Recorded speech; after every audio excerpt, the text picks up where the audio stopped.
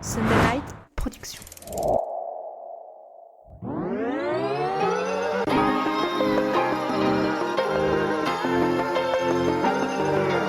Bienvenue sur le podcast Dans la tête d'un cycliste, l'émission dédiée à tous les passionnés de vélo sous toutes ses formes. Chaque semaine, Arnaud Manzanini part à la rencontre de celles et ceux qui font le cyclisme pour nous inspirer et nous aider à nous améliorer.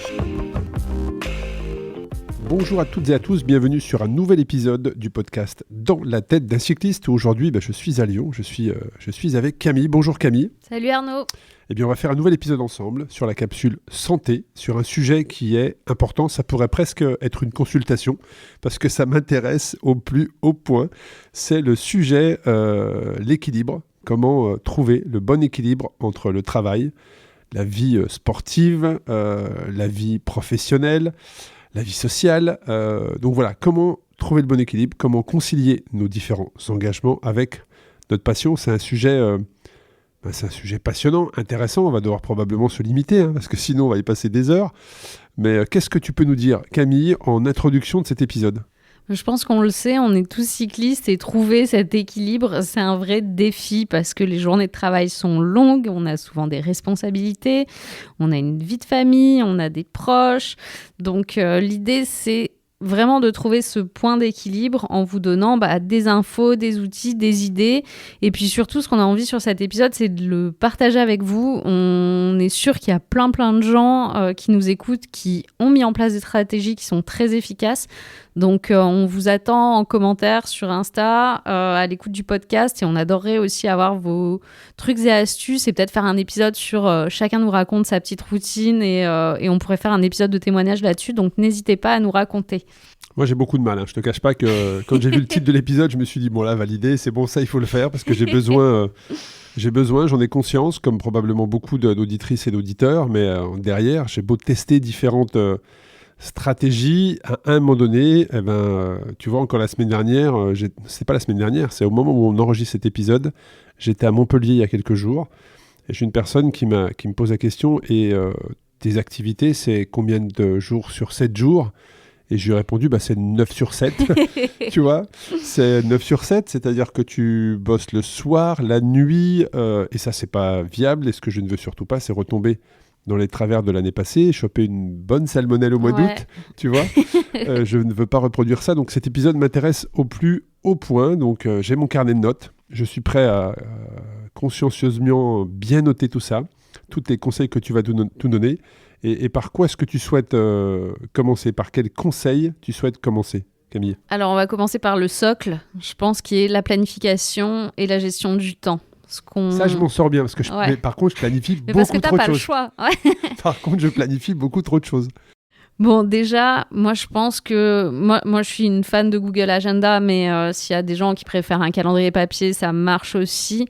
Mais c'est vrai que de tout temps, l'expérience d'avoir vraiment des créneaux de travail, donc des créneaux sur lesquels on va pas prendre d'appel, pas faire de réunion, pas faire... En gros, moi, je suis assez monotâche et je pense que c'est le secret de notre cerveau. J'en ai déjà parlé, il y a un bouquin qui s'appelle Deep Work de Cal Newport qui est vraiment là-dessus et qui est super essentiel si...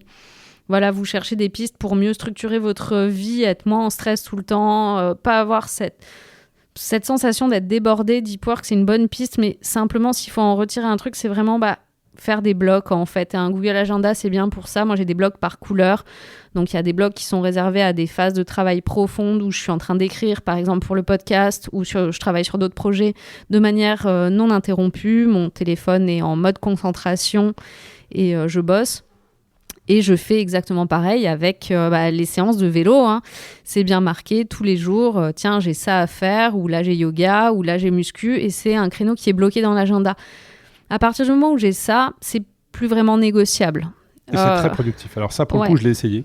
Et puis, mes routines ont fait que, voilà, c'est pour ça que je dis je l'ai essayé. Tu vois, c'est du passé. Mais pour le coup, c'est très productif. Et j'ai vraiment besoin de ces séances parce que ça te permet vraiment d'anticiper, de travailler ta vision sur le très long terme, le deep working. Mais quand tu dis je me planifie des blocs, ça veut dire que dans ces blocs, tu as tes propres tâches que tu dois traiter. Ou est-ce que tu te mets, c'est du tasking en fait, c'est-à-dire que tu te mets 30 minutes sur telle tâche.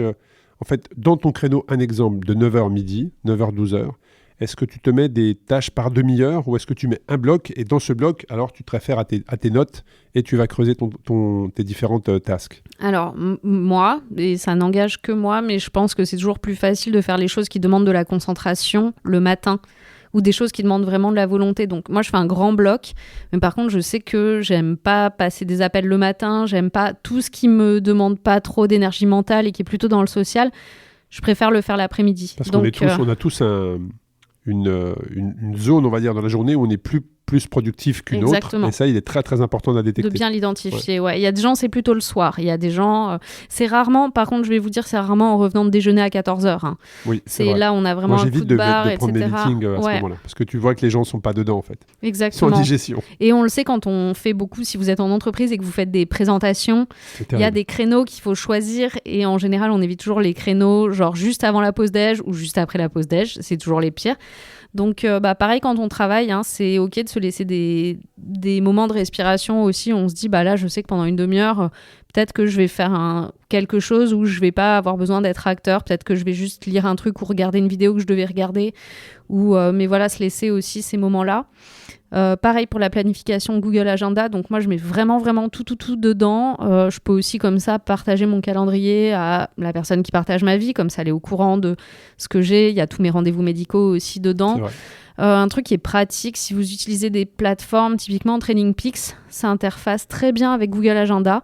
Donc du coup, moi, directement dans mon Google Agenda, sans aller sur TrainingPeaks, j'ai tout le détail de ma séance qui est déjà comme dans un l'agenda. En fait, exactement. Et c'est un rendez-vous et j'ai le détail de la séance. Le fichier, si c'est par exemple un fractionné, est déjà généré pour ma montre. J'ai pas à programmer sur Garmin à chaque fois toute la séance. Donc en fait, toutes ces automatisations vont éviter de se dire... moi, j'ai souvenir avant, quand j'étais un petit peu moins organisée, que « Ah ouais, tiens, j'ai telle séance à faire. Je vais essayer de la faire entre midi et 2. » Mais en fait, à 11h30, il faut que je commence à programmer sur ma Garmin. Et du coup, je mets les blocs, puis ça marche pas. Puis en fait, genre, il est 12h45, moi, je suis toujours pas partie et je suis en train de galérer. Et en fait, je me dis « Bon, j'irai ce soir. » C'est du vécu. Ça, c'est vraiment... Donc, il y a plein d'outils là et on se parle vraiment de planification et gestion du temps. Mais voilà, hein, ce truc-là de... tout est rentré dans TrainingPeaks. Si on a un coach qui le fait, je pense qu'il y a d'autres apps qui permettent de le faire. Française, peut-être, c'est mieux. Mais moi, je vous le dis pour TrainingPeaks. Mais c'est vrai que je récupérais juste le fichier, .fit. Je le mets dans la Garmin ou dans le Wahoo. Je vais faire ma séance. La séance, elle est bien calibrée. J'évite bien sûr de mettre une séance de 3-4 heures le lundi, alors que je sais que c'est là où je vais avoir le plus de boulot au taf. Et ça marche assez bien. Après, en priorisation, moi, il y a un autre truc qui marche bien pour moi, mais ça dépend des gens. Mais moi, je sais que tant que faire se peut, j'aime bien faire mon sport le plus tôt possible le matin. Quand j'ai des séances de prévues, si c'est des séances qui font 1 heure, 1h30 max, super pratique d'aller s'entraîner directement. Et après, le reste de la journée déroule et on n'a pas le stress de est-ce que je vais avoir le temps, est-ce qu'il n'y a pas des urgences qui vont se mettre. Et du coup, faire toujours les choses les plus importantes. Et si pour vous, l'entraînement, ça prend une part importante parce que vous avez une échéance, parce que vous savez que c'est important pour votre santé mentale, ou juste parce que vous en avez besoin physiquement de vous dépenser, c'est hyper bien si on arrive à la planifier un peu tôt le matin. Là, en plus, l'été arrive, les jours ont rallongé, il fait jour tôt, même aller rouler le matin, moi, je trouve plus agréable de rouler entre... 5h30 aujourd'hui, je il dis fait jour, parce que quand on donne des départs sur Race Cross Belgium, notamment Race Cross Paris, à 4h du matin, je me suis fait un petit peu... on m'a dit, mais pourquoi tu fais des départs à 4h du matin ? Et bien effectivement, à 5h30, il fait jour et plutôt doux, c'est plutôt agréable, effectivement. Il faut juste avoir les 10 premières minutes du lever qui sont peut-être un peu difficiles, mais une fois que tu as mis la machine en route, franchement, tu te remercies toi-même, quoi. Ouais, vraiment. Enfin, ça, je pense que c'est un vrai ça marche et qu'on n'a pas, nous, trop tendance à le faire en général en France. Parce qu'on est plutôt un peuple de lève tard. Puis plus on habite en ville, plus on commence le boulot tard. Donc plus on se lève tard. Et pourtant, c'est un truc qui marche très très bien. Il y a moins de monde quand on va circuler à 6h du mat' qu'à 18h30 en rentrant. Donc si on peut se permettre de le faire, c'est vraiment top en termes de priorisation. Sinon, c'est juste vraiment, vous vous fixez ce créneau, que ce soit à votre pause déj ou le soir, et vous vous y tenez. Le sport, c'est une priorité comme une autre, c'est pas plus ou moins, mais c'est juste important de le faire, ça doit pas passer à la trappe, quoi. C'est vrai que déjà respecter son agenda est important, parce qu'à côté du moment où tu te mets à plus respecter ce que tu as noté, là c'est la porte ouverte, hein, très clairement, mais de mettre effectivement le sport dans tes tâches, ça devrait être une priorité justement et ne pas se dire le sport passera en dernier et Ouais. généralement tu te dis alors C'est toujours l'échec, ça. 16h, 17h, ok, 18h, puis c'est fini, je ferai demain. Ouais. Et voilà. Et pour le bien-être et pour la charge mentale, c'est hyper important que le sport, ta séance d'entraînement, sauf si tu prépares de l'ultra et en fait c'est ta journée d'entraînement et non pas ton heure et demie, mais sinon ça devrait être partie intégrante du calendrier. Et après sur la priorisation des tâches, là aussi c'est un vrai challenge où chaque tâche devient une priorité. C'est vraiment très très important de savoir ce qui est urgent et important, pas urgent, enfin Pas important. ça c'est vraiment un travail aussi, hein. C'est vraiment de l'expérience, ouais. Toi tu structures ton agenda le lundi pour la semaine ou le vendredi pour la semaine à venir, et quel est ton conseil sur ça? Quelle est ta routine? Alors moi je suis partisane de faire ça le dimanche en général pour la semaine à venir. Sachant que, bon, là, cette année, c'est pas le cas, mais notamment, j'ai préparé des épreuves d'ultra. Moi, je travaillais 40-45 heures semaine, des fois un petit peu plus. Du coup, j'avais pas l'occasion la semaine de faire des grosses séances. Le maximum que je pouvais faire, c'était 2 heures en semaine. Mais j'avais une coach qui travaillait de manière très intelligente. Et du coup, les week-ends, parce que moi, j'avais pas l'intention non plus de passer 7 heures par jour sur ma selle le samedi et le dimanche et de passer la nuit sur le vélo en plus de ça. Donc, en fait, elle me structurait un entraînement pour partir le samedi en fin d'après-midi, finir très tard, vers 1h du mat, la sortie, dormir 3 heures, me réveiller, repartir tôt le lendemain matin. Et ça me permettait quand même de faire de la vraie sortie longue, de faire du 200-300 bornes à l'entraînement, tout en ayant quand même un peu de samedi matin, un peu de dimanche après-midi. Donc tout peut se faire, hein. C'est pas, tout peut se structurer, mais moi je trouve que ça marche assez bien. Et comment tu t'organises pour intégrer, on en a parlé un petit peu juste avant, mais toi ton conseil, comment tu intègres le cyclisme dans ta routine au quotidien? Déjà, faire du vélo pour se déplacer, faire du vélo pour aller bosser, faire du vélo pour aller faire ses courses, essayer de moins toucher à sa voiture si c'est possible. C'est toujours utile, c'est pas forcément les kilomètres d'entraînement, je sais pas ce que Loïc en dirait, je pense que c'est pas les kilomètres les plus intéressants à l'entraînement, mais par contre, ça aide quand même beaucoup. L'autre chose qu'on peut faire, en plus de ça, pour intégrer le vélo dans sa vie quotidienne, c'est, j'en parlais, les pauses déj. Mais si on peut prendre 1 heure pour aller rouler, 1h30 entre midi et 2, c'est super confortable. Et ensuite, tu as commencé à en parler tout à l'heure sur des entraînements courts et efficaces. Il y a aussi le fait d'optimiser les entraînements. Et aujourd'hui, avec tout ce qui est application, le digital, c'est vrai qu'on parle notamment de Zwift ou d'autres applications. Hein. Je pense que tout le monde a compris, notamment avec le confinement, que tu pouvais t'entraîner de manière beaucoup plus efficace. Hein. Il y a plusieurs années de cela, on parlait de kilomètres accumulés, il fallait passer un certain nombre d'heures de selle sur le vélo pour être en forme, sans vraiment regarder la qualité. Aujourd'hui, on est vraiment sur de la qualité. D'ailleurs, les professionnels s'entraînent beaucoup moins qu'avant. Qu'est-ce que tu peux nous dire sur ça, justement, l'optimisation des entraînements? Ouais, on pourra en reparler à l'occasion avec Loïc, mais c'est vrai que des entraînements qui sont courts, efficaces, à haute intensité, où on maximise les bénéfices de l'entraînement sans y passer trop de temps, ça marche vraiment très très bien. Soit il y a des applications qui proposent des programmes. La plupart des applications aujourd'hui, quand on leur dit j'ai tant de temps par semaine, je peux faire ça, on a des programmes assez adaptés. Moi, je reste hyper convaincue du fait que le coaching, c'est vraiment vraiment trop bien. Pas que parce que ça nous prépare bien, ça nous sécurise et tous ces aspects-là, mais aussi parce qu'aujourd'hui, on parle d'équilibre travail-vie-cyclisme et d'avoir quelqu'un qui gère ça, c'est d'un confort incroyable et c'est vraiment quelqu'un qui va s'adapter à vos contraintes, qui, si un jour ça marche pas parce que finalement, tiens, il y a moins de temps que prévu, ou tiens, il fait un temps pourri, puis moi j'avais 5 heures à faire dehors, c'est quelqu'un qui réfléchit ça pour vous, qui optimise pour vous. Et moi, je trouve ça vraiment, vraiment trop bien, quoi. L'autre optimisation aussi importante, mais je pense que ça, on y est quasiment tous passés depuis le Covid, c'est le home trainer. Hein. Le home trainer, on voit bien qu'en termes de gain de temps et en termes de progression, on a passé des mois enfermés à faire du home trainer. On est sorti du Covid. Moi, perso, j'étais quand même assez fitée. J'étais assez contente, quoi. Je pense que même que beaucoup de personnes ont gagné des watts puisqu'ils ont découvert comment tu structurais ton entraînement, en fait. Tout à fait. Et qu'il suffisait pas juste de te mettre sur le home trainer, de pédaler 30 minutes. Oui. Mais vraiment d'avoir un entraînement structuré, ce que proposent certaines plateformes. Alors Loïc, bien évidemment, sur la capsule Parole de coach, qui a un grand succès. Il est d'ailleurs, depuis qu'il fait du podcast, il est débordé par les appels de coaching. Mais c'est vrai que vous pouvez, ne serait-ce que sur les plateformes, trouver des programmes d'entraînement qui peuvent vous permettre de structurer votre entraînement et d'être beaucoup, beaucoup plus efficace. Mais il y a quelque chose qui, pour moi, est très, très important quand on parle d'équilibre, vie professionnelle, vie cycliste, vie de famille, c'est la flexibilité et le fait de s'adapter aux changements, de s'adapter aux différentes situations. Tout à fait. C'est vrai que le fait d'avoir des horaires flexibles, toi et moi, on le voit, mais parce qu'on est entrepreneur et du coup, on peut quand même négocier avec nous-mêmes nos horaires. Si au travail, c'est possible, je sais que de plus en plus d'entreprises quand même permettent ça. Essayer justement d'optimiser son agenda pour trouver des moments pour s'entraîner. Donc, comme on le disait, soit peut-être arriver un quart d'heure, une demi-heure plus tard le matin, mais avoir pu s'entraîner avant, ou prendre le temps vraiment, quand on a 2 heures à la pause déjeuner, on peut vraiment bien s'entraîner, ou si on préfère finir à 16 heures pour pouvoir aller s'entraîner avant que la vie familiale reprenne. Mais c'est vrai que la flexibilité en termes d'horaire, elle est importante. L'autre chose aussi qu'il faut garder en tête, c'est qu'on peut adapter ses séances. Donc là, encore une fois, si on a un coach qui nous aide, c'est vraiment, vraiment parfait. Après, l'idée, c'est pas de se rajouter cette charge mentale permanente de aujourd'hui, en fait, tout dégénère et en plus, j'ai cette séance à faire. C'est si vraiment elle passe pas, elle passe pas. Par contre, c'est ok de louper un jour, c'est beaucoup moins ok d'en louper 2. Et je pense que ça, c'est un truc à garder en tête aussi quand on est dans une logique de progression.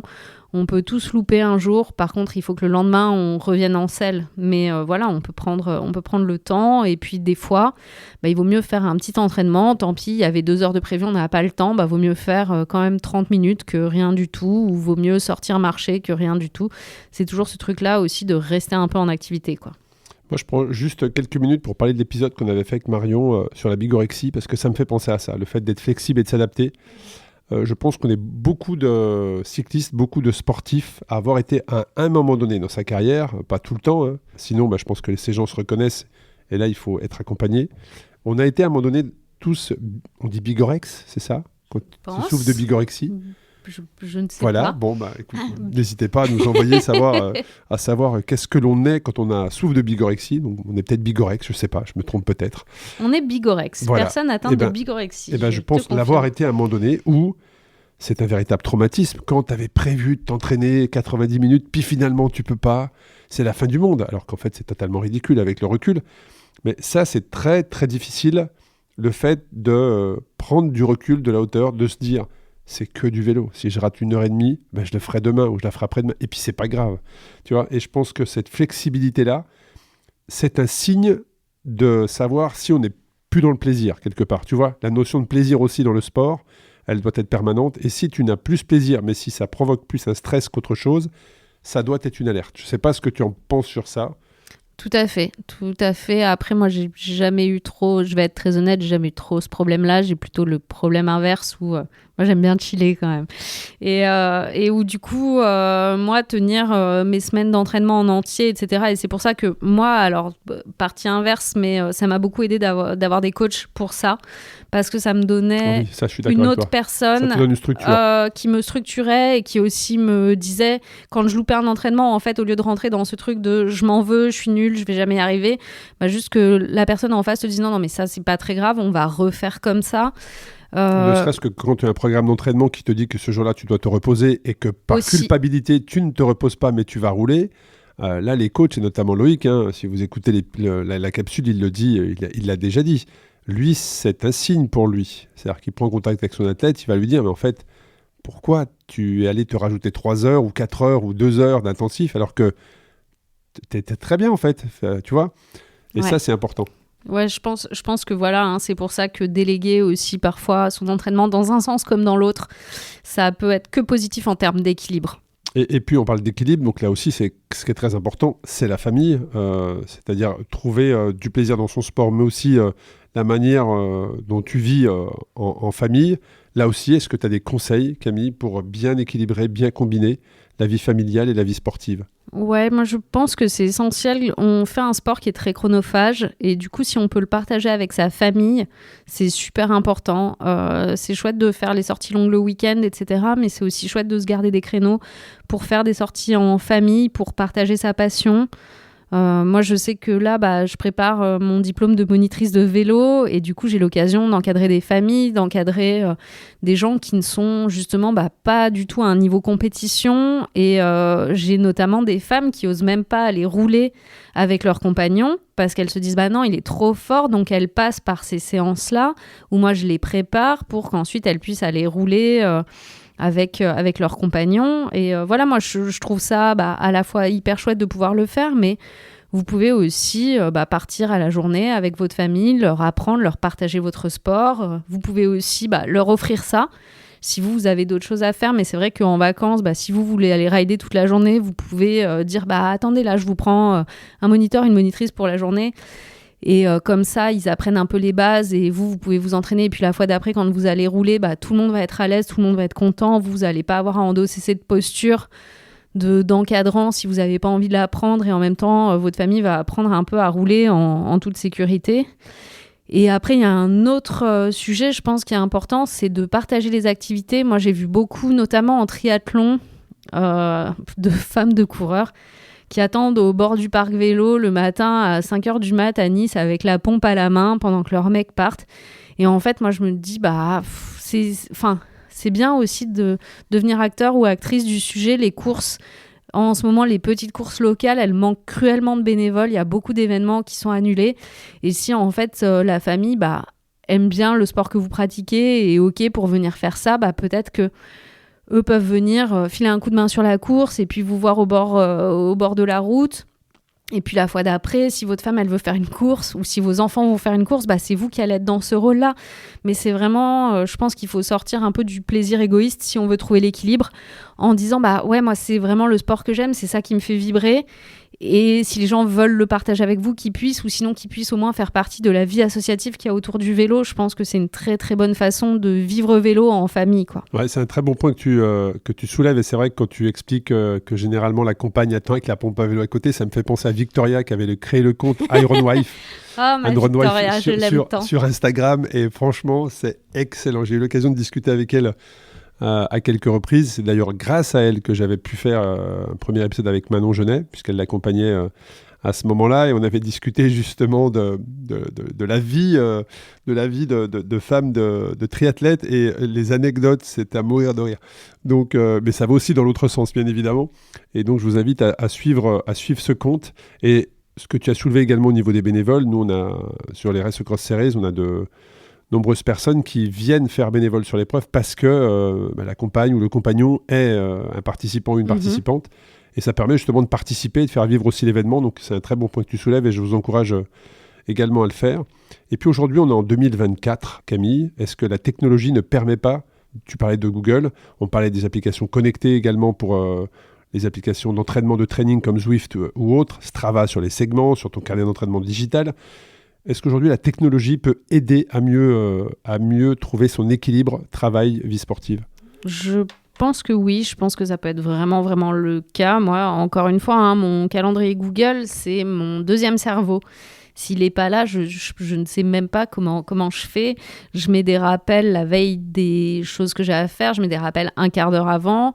Tu l'as paramétré ? Ouais, vraiment, ça se paramètre hyper bien, c'est facile, ça va vite. Je pense qu'il ne faut pas tomber non plus dans le trop plein d'applications et de choses, parce qu'on peut procrastiner en voulant trop bien faire aussi. Mais voilà, le calendrier Google, ça marche bien. Todoist, qui est une application pour faire des to-do, ça marche bien. Trello sur la partie gestion de projet. Entraînement, ça marche. Enfin voilà, ça c'est vraiment des outils de bureautique, mais qui peuvent s'adapter à cet équilibre vie perso, vie pro, vie sportive. Après, c'est sûr que les applications de cyclisme, Strava, pour se fixer des objectifs par semaine, c'est super bien. Moi, Training Peaks, vraiment pour toute la partie coaching, je trouve ça très bien. Zwift, c'est au top pour structurer les entraînements et très très ludique, je trouve, pour faire du home trainer. Donc aujourd'hui, il y a plein de choses. À vous de tester aussi ce que vous aimez et ce qui marche pour vous. Faut découvrir, mais moi, je suis très simple. C'est juste un calendrier Google, Strava, Zwift et Garmin Connect et Training Peaks et basta, quoi. Ouais, moi je rajouterais Nolio, qui est alors effectivement, Strava pour moi c'est le carnet digital d'entraînement. Voilà, je vais pas avoir forcément mes segments, Mais par contre, ça me permet d'avoir un historique de mes parcours. J'ai aussi Komoot. J'utilise Komoot pour planifier les parcours parce que c'est vrai qu'ils ont une plateforme Moi quand aussi, même. c'est vrai. Ils ont progressé. Ils ont progressé sur ça. Et pour planifier aujourd'hui un ride, alors, malheureusement avec un bras cassé, je peux pas. Mais quand j'aurai à nouveau la possibilité de rouler ou par le passé, je planifiais via Komoot. Et c'est très bien parce que tu peux te rendre compte de là où tu passes avec les petits points et ça t'ouvre les images et comme ça tu te rends compte du terrain. Donc c'est un mix de Komoot. Pour moi, planifier, c'est Komoot. Carnet d'entraînement digital, c'est Strava. Zwift, effectivement, qui pour moi, loin devant tout ce qui se pratique puisque j'ai testé. Mais pour moi, Zwift, c'est de la gamification et franchement, c'est génial. Clairement.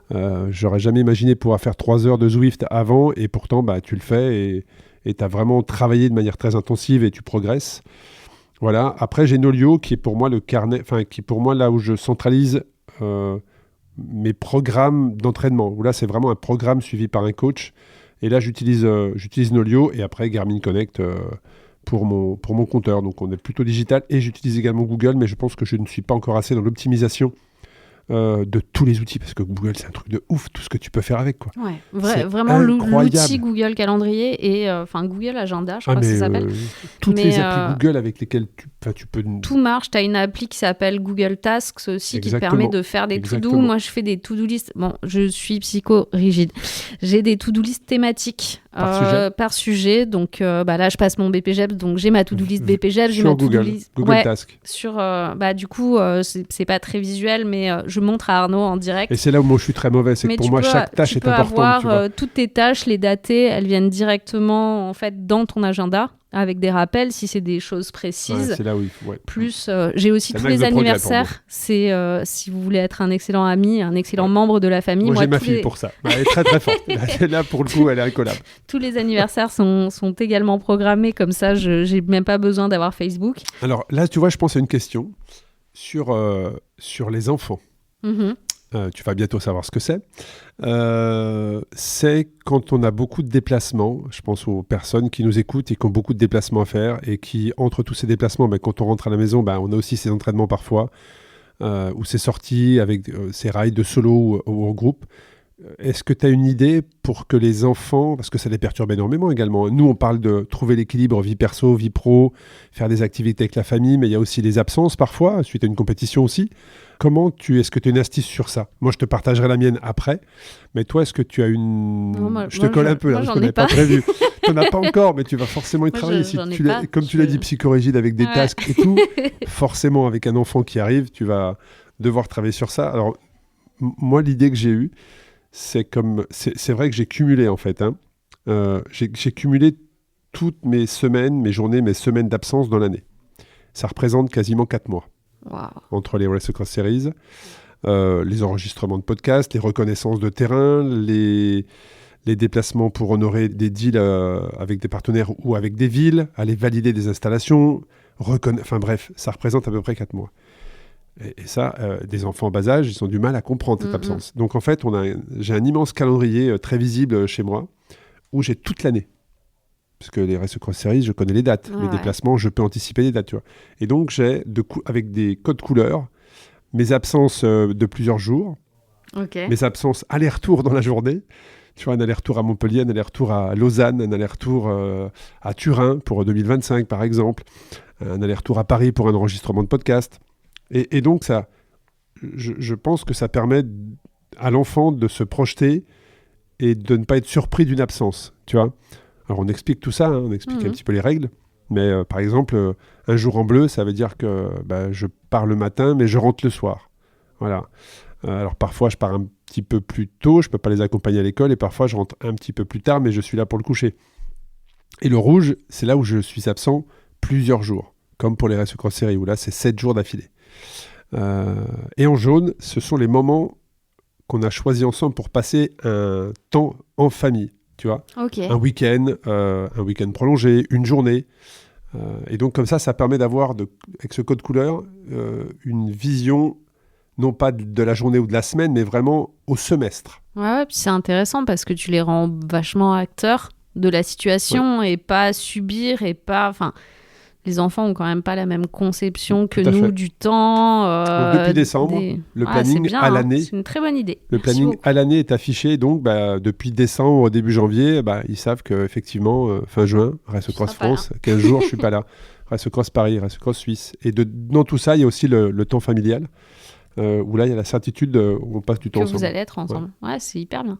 Ok, Si vous avez d'autres on va astuces, faire ça. n'hésitez pas à nous Partagez partager ça les sur les commentaires des différents réseaux, sur le site Dans la tête d'un cycliste. Mais au milieu de tout ça, Camille, comment est-ce qu'on garde sa motivation quand tout est bien cadré comme ça?